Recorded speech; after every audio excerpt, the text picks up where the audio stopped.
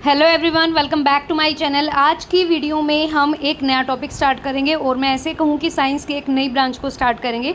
Botany हो गया, zoology हो गया, बायोलॉजी हो गया, फिजिक्स हो गया, केमिस्ट्री हो गया, ये सारे हमारे साइंस के अंदर आते हैं। क्योंकि जर्नल पेपर में ह्यूमन साइंस या जनरल साइंस को ही ज़्यादा पूछा जाता है, तो इस पोर्शन को कहीं ना कहीं हम कम करके चलते हैं और इस पोर्शन में समझने में आपको टाइम लगेगा क्योंकि ये चीज़ें हमने कम पढ़ी होती है। इसमें पूरा आपका प्लांट किंगडम और एनिमल किंगडम आ सकता है। तो यहाँ से हम स्टार्ट करते हैं बॉटनी पार्ट और क्वेश्चन नंबर फर्स्ट है, पर्णहरित का खनिज घटक क्या है। पर्णहरित, अगर यहाँ पे खनिज का घटक पूछा है, मतलब सोर्स ही लगा लो, लोहा, मैग्नीशियम, कैल्शियम या पोटेशियम। तो आप सभी को पता होगा कि जो पोटेशियम होता है वो तो रिएक्टिव धातु है, मैग्नीशियम भी रिएक्टिव है लेकिन पोटेशियम से कम है। लेकिन यहाँ पर खनिज घटक की बात हो रही है, मिनरल सोर्स की बात हो रही है, तो यहाँ पे जो ऑप्शन रहेगा, ऑप्शन नंबर बी रहेगा मैग्नीशियम। जो हमारे प्लांट होते हैं, क्लोरोप्लास्ट मतलब जो आपका ग्रीन पिगमेंट होता है, हरित लवक, ये इस कोशिकांग में पाया जाने वाला मुख्य वर्णक क्लोरोफिल होता है। हम सभी को पता है फोटोसिंथेसिस वही पेड़ या वही पौधे कर सकते हैं जिनके अंदर क्लोरोप्लास्ट होगा या पर्णहरित क्लोरोफिल होगा, जो कि प्रकाश संश्लेषण क्रिया का केंद्र है।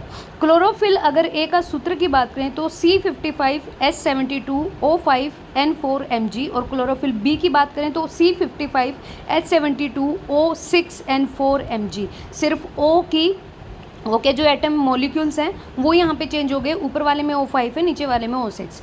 दोनों में मुख्य अंतर ये है कि जो क्लोरोफिल ए है वो प्राथमिक प्रकाश संश्लेषण है और जो क्लोरोफिल बी है वो एक सहायक प्रकाश संश्लेषण वर्णक है, जो ऊर्जा को संचित करके क्लोरोफिल ए को भेज देता है। क्लोरोफिल ए में बैंगनी, नीला और नारंगी, लाल प्रकाश के तरंगदैर्घ्य 675 नैनोमीटर से ऊर्जा अवशोषित करता है, जबकि क्लोरोफिल बी हरा प्रकाश के तरंगदैर्घ्य से।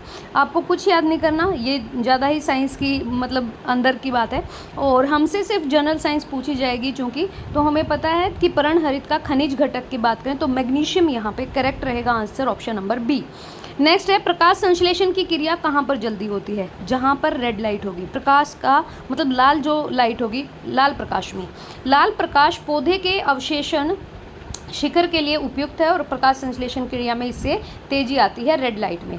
प्रकाश संश्लेषण में प्रकाश ऊर्जा को किस में परिवर्तित किया जाता है, तो ऑब्वियसली केमिकल एनर्जी में चेंज होगा क्योंकि पौधे खाना बनाते हैं प्रकाश संश्लेषण से, तो रासायनिक ऊर्जा में। प्रकाश संश्लेषण प्रक्रिया के दौरान होता क्या है, जो क्लोरोफिल की मदद से वायुमंडल से प्राप्त जो CO2 होती है, ध्यान रखिएगा पौधों को दिन के समय CO2 मिलना बहुत ज़रूरी है। विदाउट CO2 वो खाना नहीं बना सकते, ऑक्सीजन रिलीज करेंगे और कार्बन डाइऑक्साइड को लेंगे, लेकिन रात के समय वो भी ऑक्सीजन लेते हैं। ये मत सोचिए ऑक्सीजन छोड़ते हैं, उस टाइम पे नहीं छोड़ते, सिर्फ नीम और बरगद या पीपल का जो पेड़ होता है उसको छोड़कर।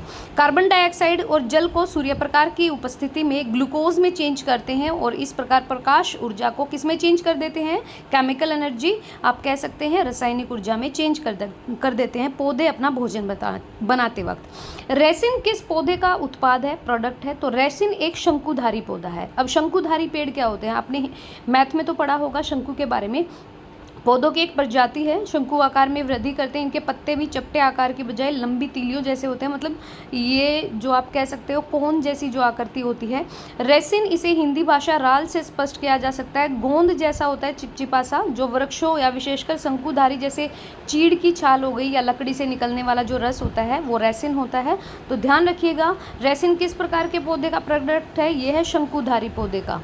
नेक्स्ट है, एक आवर्तबीजी का पुष्प डैश से रूपांतरित होता है क्या। एक आवर्तबीजी का जो पुष्प है वो तने से रूपांतरित होता है। कैसे, आवर्तबीजी को एंजियोस्पर्म्स बोलते हैं। ये वो पौधे होते हैं जिनमें हमेशा बीज जो है वो फल के अंदर मिलेंगे। इनमें जो प्रजनन अंग होगा वो पुष्प होता है और ये समूह पादप जगत का सबसे बड़ा समूह होता है। तो क्वेश्चन क्या था, एंजियोस्पर्म्स जो है वो सबसे बड़ा समूह होता है पादप जगत का, प्लांट किंगडम का, और ये एक आवर्तबीजी का जो पुष्प होता है वो तने से ही रूपांतरित होता है, चेंज होता है। तो ध्यान रखिए एंजियोस्पर्म्स वे होते हैं जिनके बीज हमेशा फल के अंदर होंगे। इनमें प्रजनन होगा, इसमें रिप्रोडक्शन जो होगा वो पुष्प के द्वारा होगा और ये पादप जगत का सबसे बड़ा समूह है, ये भी याद रखिए। तो 3-4 क्वेश्चन बनते हैं इनसे, याद रखिएगा। ऊंचे पौधों के पत्तों में स्वेदन डैश के माध्यम से होता है। तो ऊंचे जो पौधे होते हैं, मतलब जो हाइट के वाइज ऊंचे होते हैं, उनमें जो ट्रांसपीरेशन होता है वो किसके माध्यम से होगा, वो होगा उनमें जो रंध्र रंध्र होंगे। अब स्वेदन कह लो या फिर ट्रांसपिरेशन या वाष्पोत्सर्जन। पादप सतह से क्या करते हैं, जल का वाष्प के रूप में उड़ना वाष्पोत्सर्जन कहलाता है। पादपों में वाष्पोत्सर्जन पत्तों में स्थित रंध्र से होता है। मैंने आपको बताया था कि अगर पानी ज़्यादा हो गया है तो वो पत्तियों के द्वारा वेपराइज कर दिया जाता है, पत्तियां बाहर निकाल देते हैं और मौसम में तापमान की वजह से वो भाप भर के ऊपर उठ जाता है। एक चीज़ याद रखिएगा, जाइलम जो होता है वो जल का संचित करता है पौधे में, और जो फाइलम होता है वो फूड का करता है। ध्यान रखिएगा, फाइलम जो है पत्तियां ही खाना बनाती हैं पौधों के लिए। पत्तियों का सबसे अहम रोल होता है क्योंकि पत्तियों के अंदर क्लोरोप्लास्ट या ग्रीन पिगमेंट पाया जाता है। नेक्स्ट है पेड़ों की उम्र का अनुमान कैसे लगाते हैं। तो पेड़ों की अगर एज को चेक करना है तो वो एनुअल रिंग्स को गिनकर करते हैं। वार्षिक विलय मतलब एनुअल रिंग्स, कि कौन सा पेड़ कितना पुराना है। और आपको पता भी है हरियाणा सरकार ने 75 साल से ऊपर के जो पेड़ हैं उन पर योजना भी चलाई हुई है कि भाई 75 साल से ज़्यादा के पेड़ और अब तक कटे नहीं है। ठीक है, तो पेड़ों की आयु का अनुमान वार्षिक वलयों को गिनकर लगाया जाता है। प्रत्येक साल एक नया वलय जुड़ जाता है और ये जो रिंग होती हैं इसको ग्रोथ ईयर में उत्पन्न लकड़ी की मात्रा बताते हैं। मतलब जितना एक वलय होगा, जितनी जो रिंग बढ़ती चली जाएंगी तो उसकी एज भी क्या करेंगे, एक नया वर्ष ऐड कर देंगे।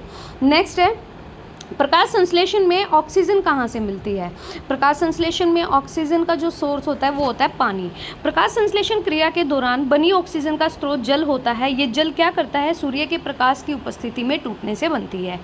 पादप के किस भाग में प्रकाश संश्लेषण होता है, तो पत्तियों में होगा, क्योंकि पत्तियों में ही तो ग्रीन पिगमेंट होता है और ग्रीन पिगमेंट जिस पौधे की पत्ती में होगा वही खाना बनाएगा। तो प्रकाश संश्लेषण क्रिया के लिए आपको पर्णहरित की आवश्यकता होती है। बिना ग्रीन पिगमेंट के क्रिया नहीं हो सकती।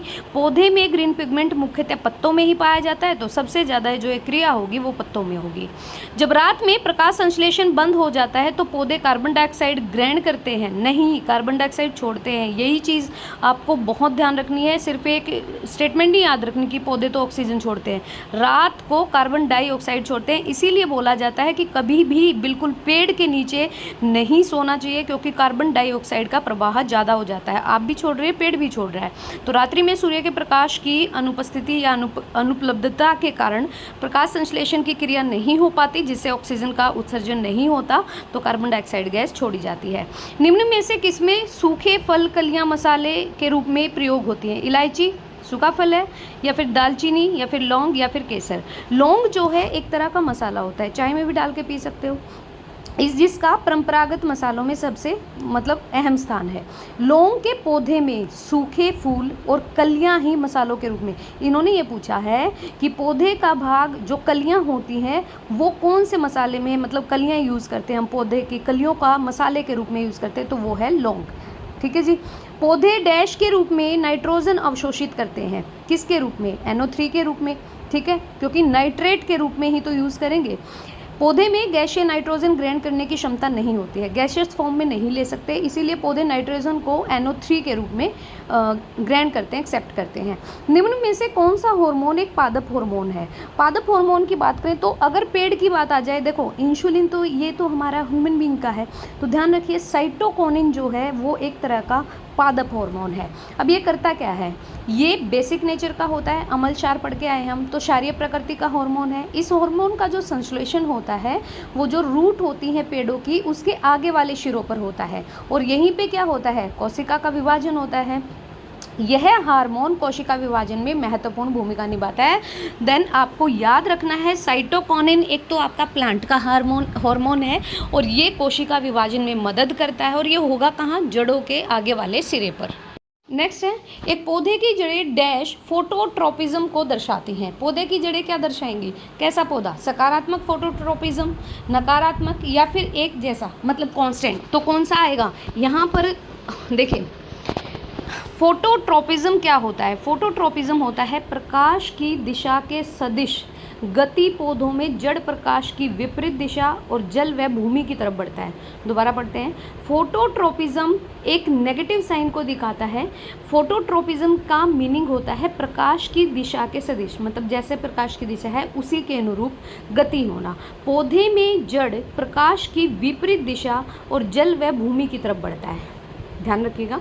पौधों में जो जड़ होती है वो प्रकाश की विपरीत दिशा और जल वो भूमि की तरफ बढ़ता है। आपको याद रखना है फोटोट्रोपिज्म एक नेगेटिव स्टेटमेंट जारी करता है। आहार श्रृंखला में पहले स्तर के उपभोक्ताओं में कौन कौन शामिल है? आहार श्रृंखला आपने पढ़ा होगा फूड चेन को, हर एक के पास हर एक स्टेप पर 10% ही एनर्जी जा पाती है। और आपको ये भी पता होगा कि जो हमारा एक तो होता है एक्वेटिक फूड चेन होती है वो सीधा होता है या नहीं, एक आपका ऊर्जा का पिरामिड होता है, तो वो हम करते चलेंगे क्वेश्चंस के साथ साथ मैं बता दूंगी। आहार श्रृंखला होती है फूड चेन। अब फूड चेन में क्या होगा भाई, सबसे पहले तो आपके उत्पादक होंगे, फिर होंगे आपके उपभोक्ता, फिर होंगे आपके ये अपघटन, ठीक है, फिर मांसाहारी जो भी है। यहाँ पे इस तरीके से होगा। पहला स्तर पूछा है फर्स्ट स्टेप पर, तो फर्स्ट स्टेप पर हमेशा प्रोड्यूसर्स होते हैं, प्रोड्यूसर्स होंगे हमारे पौधे।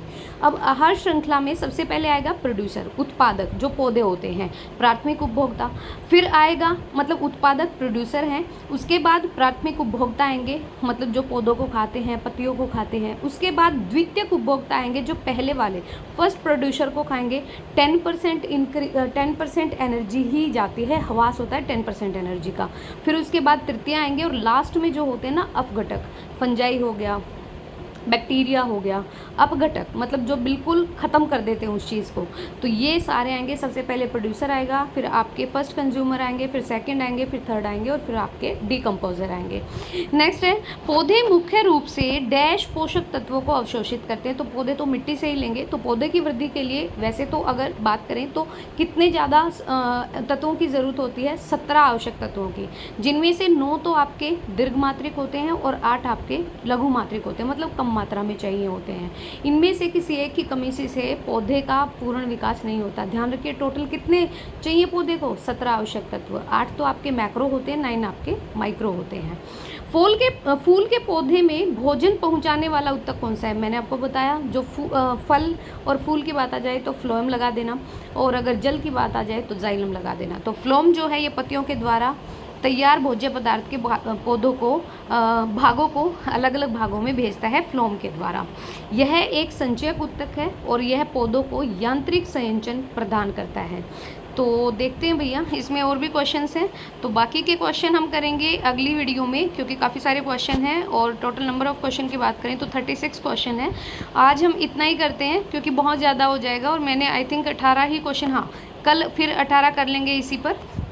तो अगर आपको वीडियो पसंद आए तो प्लीज़ गाइस वीडियो को लाइक कीजिएगा और शेयर कीजिएगा, और अगर आप चैनल पर न्यू हो तो प्लीज़ चैनल को सब्सक्राइब कीजिएगा। Thank you.